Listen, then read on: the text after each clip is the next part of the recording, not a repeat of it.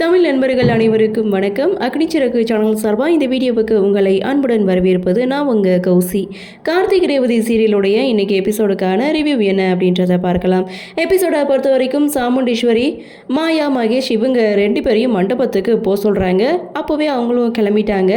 அடுத்து பொண்ணோட ஊர்வலம் ஸ்டார்ட் பண்ணுறதுக்கு முன்னாடி எலுமிச்சம்பழம் வச்சு தான் ஸ்டார்ட் பண்ணணும் அப்படின்னு சொல்லி காரோட 4 டயருக்கும் எலுமிச்சம்பழத்தை வச்சு இங்கே ஊர்வலத்தை ஸ்டார்ட் பண்ண சொல்கிறாங்க. அங்கே இருக்க ஒருத்தவங்க சுமங்கலி பொண்ணு எதிர்த்தாப்புல வந்ததுக்கப்புறம் ஊர்வலத்தை ஸ்டார்ட் பண்ணலாம் அப்படின்னு சொல்ல ஈஸ்வரி ரோஹிணியை முன்னாடி வர சொல்கிறாங்க. ஆனால் அங்கே இருந்தவங்க ரோஹிணி வேணாம், வேறு யாரையாவது வர சொல்லுங்க அப்படின்னு சொல்ல ஏன் எதுக்குன்னு ஈஸ்வரி கேட்குறாங்க. ரோஹிணிக்கு கல்யாணம் ஆகிட்டு 1 இயர் ஆகிடுச்சு, இன்னும் குழந்தை இல்லை. அப்படி இருக்கும்போது ரேவதி வாழ போகிற பொண்ணு எப்படி முன்னாடி வர முடியும்? வேறு பொண்ணை வர சொல்லுங்கன்னு சொல்ல, நீங்களாம் எந்த காலத்தில் இருக்கீங்க, முற்போக்குத்தனமாக பேசிகிட்டு இருக்கீங்கன்னு சொல்லி சாமுண்டீஸ்வரி ஒரு பக்கம் தக்க பதிலடி கொடுக்குறாங்க. குழந்தை பெற்றுக்கிறது அப்படின்றது அவங்கவுங்க விருப்பம். எனக்கெல்லாம் 3 வருஷத்துக்கு அப்புறம் தான் குழந்தையே பிறந்துச்சு. அப்படி இருக்கும்போது எந்த காலத்தில் இருந்துட்டு இப்படிலாம் பேசிகிட்டு இருக்கீங்க? ரோஹிணி நீ முன்னாடி வாமா அப்படின்னு சொல்ல ரோஹிணியும் ரொம்பவே வருத்தப்படுறாங்க. அது மட்டும் இல்லை, மயில் ஒரு பக்கம் ஃபீல் பண்ணுறாங்க. மயில் வாகனத்தை ராஜராஜன் சமாளிக்கிறாரு. ஸோ இங்கே ரோஹிணி பார்த்தீங்கன்னா தயங்கிட்டு நின்றுட்டு இருக்கும்போது நீ முன்னாடி வந்தால் தான் ஊர்வலம் ஸ்டார்ட் ஆகும், இல்லைனா நான் காரை விட்டு இறங்கிடுவேன்னு ரேவதி ஒரு பக்கம் சொல்ல ரோஹிணியும் முன்னாடி வர மேலத்தளத்தோட ஊர்வலத்தையும் ஸ்டார்ட் பண்ணுறாங்க. ஒரு பக்கம் ஊர்வலம் வந்துட்டு இருக்கு. பொண்ணும் மண்டபத்துக்கு வந்து சேர்ந்தாச்சு. அடுத்து பொண்ணு மாப்பிள்ளை 2 பேரையும் சேர்த்து வச்சு ஆரத்தி எடுக்கணும்னு சொல்லி ஆரத்தி எடுக்கிறாங்க. அப்படி எடுக்க போகிற தருணம் மயில் வாகனம் மகேஷை இங்கிட்ட ஒரு பிடி இழுத்து பேசிகிட்டு இருக்க மாதிரி ஒரு ஆக்டிங்கை கொடுக்க அந்த சமயம் பார்த்து ரேவதிக்கும் கார்த்திக்கும் சேர்ந்த மாதிரி ஆரத்தி எடுக்கிறாங்க. அதை பார்த்து மாயாவும் சந்திராவும் செம கோத்தில் இருக்காங்க. ஏன் இப்படி மகேஷ் பண்ணிகிட்டு இருக்கான்ட்டு இங்கே சந்திரா ஒரு பக்கம் மகேஷை திட்ட, அந்த டிரைவர் வந்து எப்படி மாப்பிள்ளை கணக்காக ரேவதி பக்கத்துலேயே நின்றுட்டுருக்கான் பாருங்கள் அப்படின்னு சொல்லி 2 பேரும் பயங்கர கோவத்தோடு நின்று பார்த்துட்டு இருக்காங்க.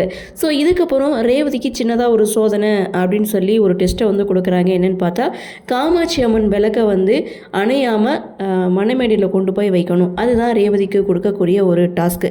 இந்த டாஸ்க்கை வந்து எந்த ஒரு தடங்கள் வந்தாலும் அந்த விளக்கை அணையாமல் மண்டபத்தில் கொண்டு போய் சேர்க்கணும் அப்படின்ற ஒரு டாஸ்க்கை வந்து கொடுக்குறாங்க.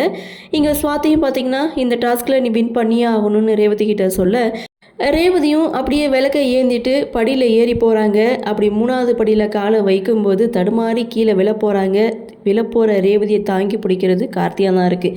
இந்த இடத்துலையும் மாயா, மகேஷ், சந்திரா இவங்க 3 பேரும் செம்மையாக கோவப்படுறாங்க. ஆனால் சாமுண்டீஸ்வரி மட்டும் சந்தோஷப்படுறாங்க. ரேவதிக்கு ஏற்ற ஜோடி கார்த்தி தான், டிரைவர் தான் அப்படின்ற மாதிரி அவங்க சந்தோஷத்தில் இருக்காங்க. இதுக்கப்புறம் அந்த விளக்கை அணையாமல் நல்லபடியாக மணமேடையில் கொண்டு போய் வைக்கிறாங்க. ஸோ அதுக்கப்புறம் ரேவதியை ரெஸ்ட் எடுக்க சொல்கிறாங்க. அவங்களுக்கும் மண்டபத்தில் ரூம் வந்து ஒதுக்கியிருக்கு. ரேவதியை கூட்டிகிட்டு போ ரோஹிணி அப்படின்னு சொல்லி ரேவதியை கூட்டிகிட்டு போக சொல்ல சந்திராவும் மாயா கிட்ட மகேஷை கூட்டிகிட்டு போங்க, உங்களுக்கு மேலே ரூமுன்னு சொல்ல மாயா, மகேஷ் இவங்க 2 பேரும் ரூமுக்கு வந்து செம்ம கோவத்தில் இருக்காங்க. ஏற்கனவே மாப்பிள்ளை தோழன்னு கார்த்தியை சொன்னதுமே இவங்களுடைய கோவத்துக்கு அளவே இல்லை. இப்போது மாப்பிள்ளை மாதிரி பக்கத்திலே வந்து நிற்க போகிறான். எப்படி இவனை சமாளிக்கிறது? தூரத்தில் இருந்தாவே கல்யாணத்தை நிறுத்துவேன்னு முடிவு பண்ணிட்டான். இப்போ பக்கத்தில் நின்றுட்டு இருக்கும்போது என்ன பண்ண போகிறானோன்னு இவங்க 2 பேருக்கும் பயம் வந்துடுச்சு. இன்னொரு பக்கம் சாமுண்டீஸ்வரி ரூமில் அங்கே இங்கேயும் நடந்துட்டு இருக்கும்போது சாமுண்டீஸ்வரியுடைய மனசாட்சி வந்து பேசிகிட்டு இருக்கு.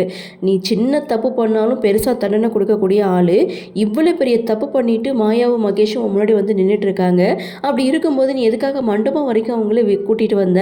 அவங்களுக்கு பனிஷ்மெண்ட் கொடுக்க வேண்டியதானே அப்படின்னு சொல்லி மனசாட்சி கேட்கும்போது அவங்களுக்கு பனிஷ்மெண்ட் கொடுப்பேன். இருந்தாலும் எவ்வளோ தைரியம் அந்த கிழவி வந்து அவங்க பேரனுக்கு என் பொண்ணை வந்து கேட்டு வந்தாங்க. என் பொண்ணு முன்ன பெண்ணை தெரியாமல் இருக்கும்போதே கல்யாணத்துக்கு சம்மதம்னு சொன்னால் இப்போ இப்படி ஒரு விஷயம் நடந்ததுன்னா அவள் ஓகே சொல்லிடுவா. அதனால இதெல்லாம் நடக்காமல் இருக்கணும்னா நான் வந்து கொஞ்சம் பொறுமையாக தான் இருக்கணும் அப்படின்னு சொல்ல, அப்போ பொண்ணுக்காக தான் நீ பொறுத்து போயிட்டுருக்க அப்படின்னு மனசாட்சியும் கேட்க ஆமாம் அப்படின்றாங்க. சரி மாப்பிள்ளை யார் அப்படின்னு சொல்லும்போது என் வீட்டு டிரைவர் தான் அப்படின்றாங்க. அவன் என்ன எப்படி நீ செலக்ட் பண்ணன்னு சொல்லி கேட்கும்போது டிரைவர் நான் சொல்கிற பேச்சை மீறவே மாட்டார், அதனால தான் என் கைக்குள்ளே அடக்கமாக என் வீட்டோட இருந்து பாருன்னு சாமுண்டீஸ்வரி ஒரு பக்கம் சொல்ல, சரி டிரைவரை சம்மதிக்க வச்சிருவ ஓகே, ஆனால் உன் பொண்ணை எப்படி நீ சமாளிப்ப அப்படின்னு சொல்ல, டிரைவரை கூட எப்படியும் பேசி நான் சமாளிச்சிடுவேன், ஆனால் என் பொண்ணு தான் கொஞ்சம் துடுக்காக இருப்பா, இருந்தாலும் அவகிட்ட பேசுகிற மாதிரி பேசி இந்த கல்யாணத்தை எப்படி நடத்தி முடிச்சிடணும்னு இங்கே பேசிகிட்டு இருக்கும்போது மனசாட்சி காணாமல் போகுது. சாமுண்டி ஜோரிக்கு ரொம்பவே சந்தோஷம். இந்த பக்கம் பார்த்தீங்கன்னா மாயா, மகேஷ், சந்திரா இவங்க 3 பேரும் ரூமில் ஒரு மீட்டிங்கை வந்து போடுறாங்க. ஸோ இங்கே கார்த்தியா தொண மாப்பிள்ளைன்னு அறிவிச்சதுமே இவங்களுக்கு பயம் வந்துடுச்சு. ஸோ தூரம் நின்னாவே இந்த கல்யாணத்தை நிறுத்த ஏதாவது செய்வான், இப்போ பக்கத்திலே நிற்க போகிறான், அவனை பார்த்தாவே பயமாக இருக்குது அப்படின்னு சொல்லி மாயா, மகேஷ் இவங்க 2 பேருமே சந்திரா கிட்டே சொல்லிகிட்டு இருக்காங்க. சந்திராவும் இன்றைக்கி நைட்டு மட்டும் பொறுத்துக்கிறங்க, நாளைக்கு எப்படியும் ரேவதியோட கழுத்தில் தாலி கட்டிடலாம், ஸோ நீங்கள் ஒன்றும் கவலைப்படாதீங்கன்னு சொல்லி இவங்க 3 பேரோட மீட்டிங்கோட இந்த எபிசோடை வந்து முடிச்சிருக்காங்க. அடுத்து என்ன நடக்க போகுது அப்படின்ற ஒரு விறுவிறுப்போட எபிசோட் நகர்வு வந்து போயிட்டுருக்கு. ஸோ முன்ன மாதிரி இப்போல்லாம் எபிசோடு அட்வான்ஸாக போடுறது கிடையாது. கரெக்டாக 9 மணினா அந்த 9 மணிக்கு தான் எபிசோடே வந்து ரிலீஸ் பண்ணுறாங்க. இப்படியே கண்டினியூ பண்ணுவாங்களான்னு தெரியலை. அப்போது சப்ஸ்கிரிப்ஷன் பண்ணவங்களாம் என்ன பண்ணுறதுன்னு தெரியலை. ஸோ அந்த டயத்துக்கு எபிசோட் ரிலீஸ் பண்ணால் அதுக்கு டிவிலே பார்த்துட்டு போயிடலாம்ல. சரி பார்க்கலாம் என்ன பண்ணுறது, என்ன மாதிரியான சுவாரஸ்யத்தோடு கதைகளை நகர்வாக கொண்டு வராங்க அப்படின்றத நாமளும் பொறுத்திருந்து பார்க்கலாம்.